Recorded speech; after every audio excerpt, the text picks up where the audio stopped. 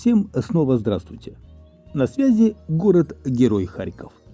Продолжаем следить за обстановкой в городе, пригороде и области. В воскресенье 17 ноября Российская Федерация нанесла массированный удар по Украине, по энергетике. Но в Харькове на сегодня, слава богу, нет проблем с энергообеспечением. В отличие от Одессы, например. Одесса, держитесь. В результате массированной атаки энергосистемы Украины харьковские сети не пострадали. Как сообщил мэр Харькова Игорь Терехов, сейчас в городе нет проблем с энергообеспечением, и профильные предприятия в полном объеме предоставляют жильцам коммунальные услуги. Тем не менее, в Харьковской области ввели график отключения света. Утром и вечером 17 и 18 ноября без электричества остались некоторые южные громады области. В общей сложности свет в области отключают на 6 часов в сутки, 3 часа утром и 3 часа вечером. Как сказали в Укрэнерго, график почасовых отключений будет действовать с 0 часов до 22 часов в связи со сложной ситуацией в объединенной энергетической системе.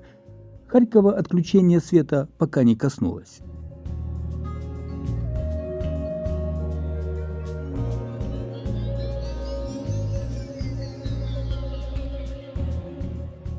В других городах стеклянные торговые центры, а в Харькове деревянные.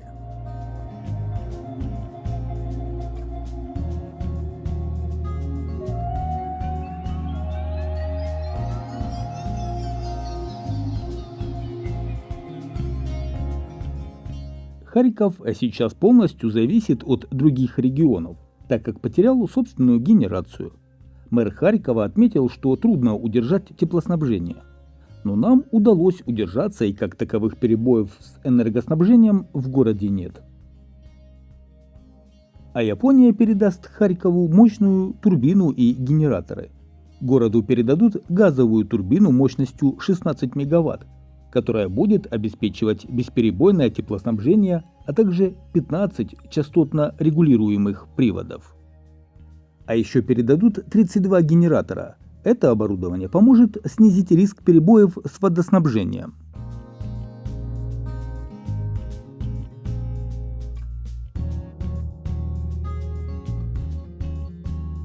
Помните, в сентябре в Харькове горел Журавлевский лес? Так вот, восстановленный лес возле Журавлевского гидропарка будет смешанной формы – дубы, березы, липа и хвоя. Проект рекреационной зоны для харьковчан будет разработан совместно с экологами и общественниками.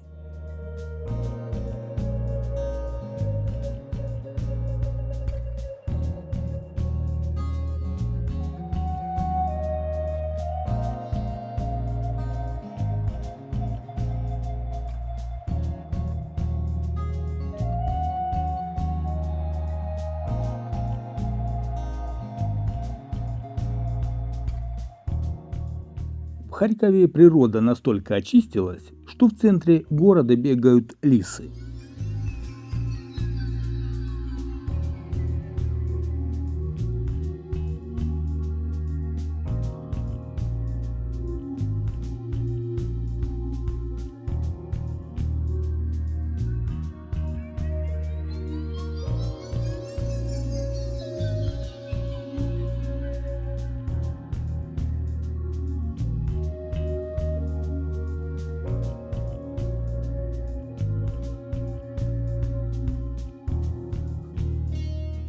В Харькове к новогодним праздникам украшают не только улицы города, но и станции метрополитена.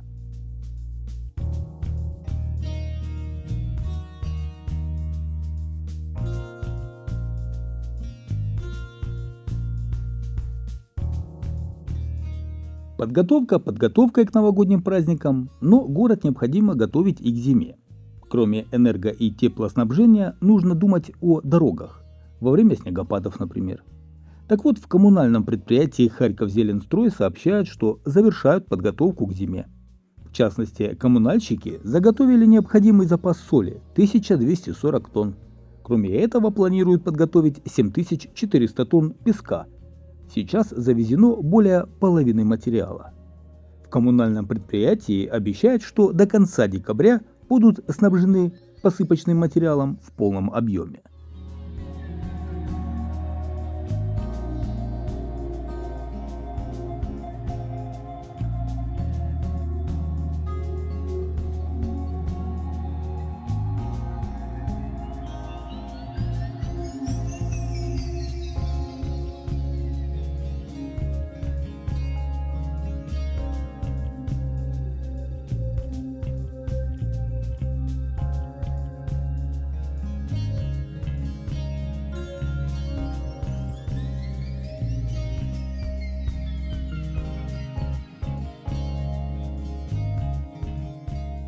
А тем временем в Харькове крик безысходности.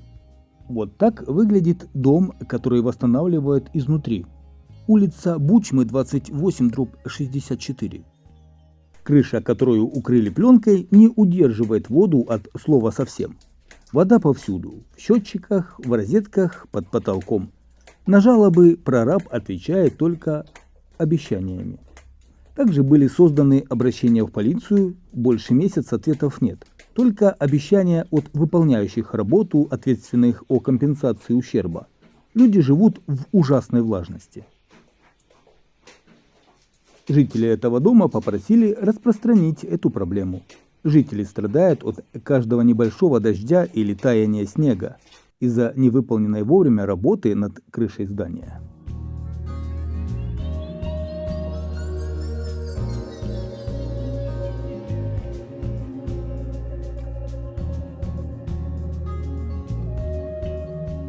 Ну а синоптики обещают нам, что в Харькове всю неделю будет тепло. Температура воздуха поднимется до плюс 11. Еще несколько дней назад в Харькове выпал снег, а уже сейчас от него не осталось и следа.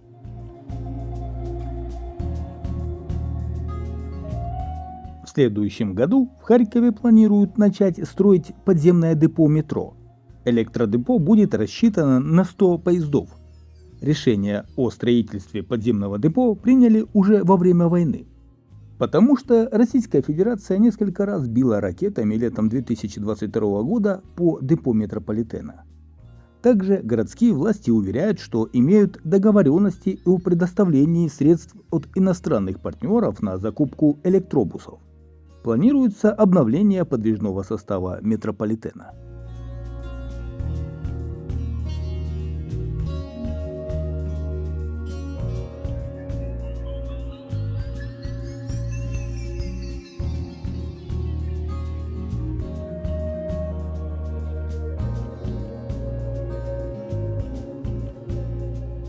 Случаются в Харькове и масштабные ДТП, как и в любом другом городе, о которых как-то не принято говорить на канале, но куда без них.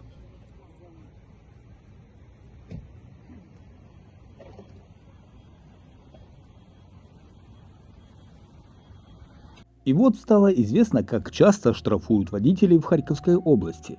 Это данные полиции.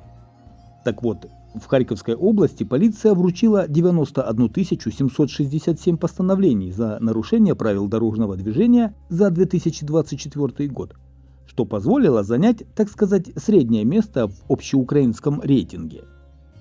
Стоит заметить, что лидерами по количеству штрафов стали Львовская область 220 161 постановление, Киевская область 180 719 постановлений и Одесская область 134 836 постановлений. Меньше штрафов выписали в Херсонской области, всего 2869 постановлений.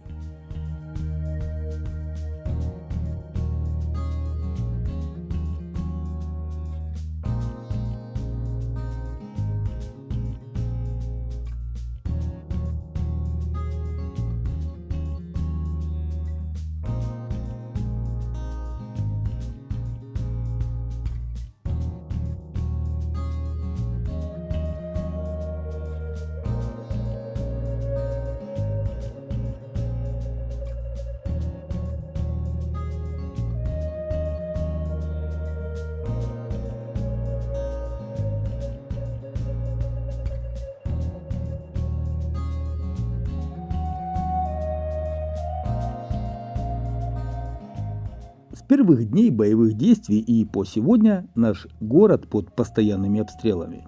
Разрушаются здания, гибнут люди. Ежедневная сводка новостей для харьковчан – это новости с фронта и где сегодня прилетело. Но город продолжает жить своей новой военной и уже привычной жизнью. И криминальная ситуация в городе, даже если вы не любитель подобной статистики и не следите за криминальными новостями, все равно, как и прежде, влияет на нашу повседневную жизнь. После первой волны всплеска преступлений, в основном по фактам мародерства, ситуация в городе почти стабильная. Основные виды преступлений без войны – это разнообразная бытовуха, редкие уличные ограбления, ушедшие из дома подростки, ДТП, пьяные за рулем, наркотики и нарушение комендантского часа. Большинство харьковчан, для которых преступление – это профессия, уехали из города в первые месяцы войны. К тому же военное время при вынесении приговора добавляет формулировку «преступление совершено в условиях военного положения». И к этой формулировке солидно добавляют срок, что также не нравится профессионалам. Ну и сейчас можно сказать, что вся преступность ушла в онлайн.